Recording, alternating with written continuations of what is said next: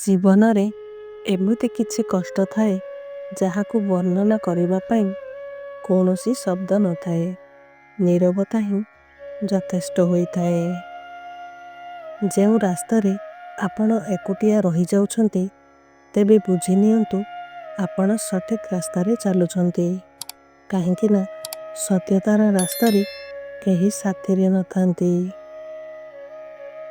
ସମୟ ତୁମକୁ କେତେ ବି ଅସହାୟ କରିଦେଉନା କାହିଁକି, ନିଜର ଅସହାୟତାକୁ ଦୁନିଆକୁ ଦେଖାଅ ନାହିଁ।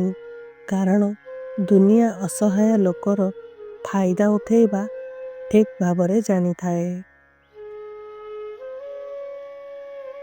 ବୟସ ବଢ଼ିବା ସହ ଆମ ହାତରୁ ପେନ୍ସିଲ୍ ଛଡ଼େଇ ପେନ୍ ଧରେଇ ଦିଅନ୍ତି।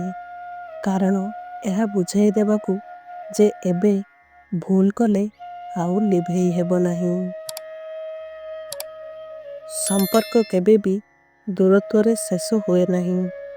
ସମ୍ପର୍କ ଶେଷ ହୁଏ କେବଳ ଅହଙ୍କାର, ଅସମ୍ମାନ, ସ୍ୱାର୍ଥପରତା ଓ ବିଶ୍ୱାସଘାତକତା ଯୋଗୁଁ। କିଛି ଲୋକ ଟିକିଏ ଜ୍ଞାନ, ପୁଳାଏ ଧନ ହୋଇଗଲେ ଅହଙ୍କାରର ଆକାଶରେ ଉଡ଼ି ବୁଲନ୍ତି।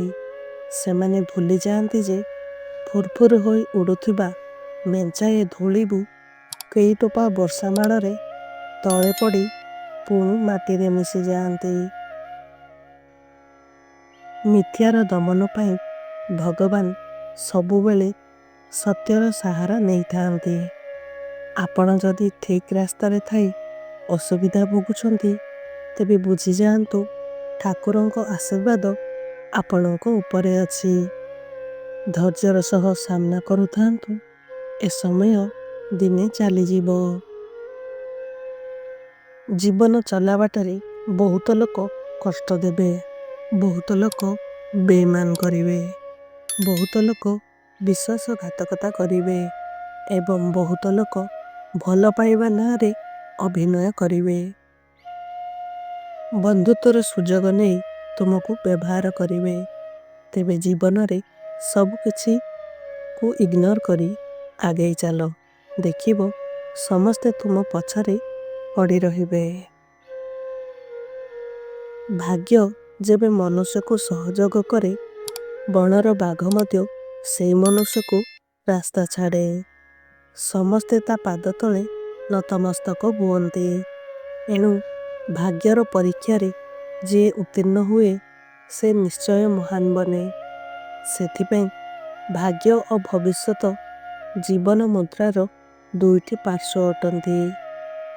ବିନା ଭାଗ୍ୟରେ ମଣିଷ କେବେ ମଧ୍ୟ ସଫଳତାର ଶୀର୍ଷ ସୋପାନରେ ପହଞ୍ଚି ପାରିବ ନାହିଁ।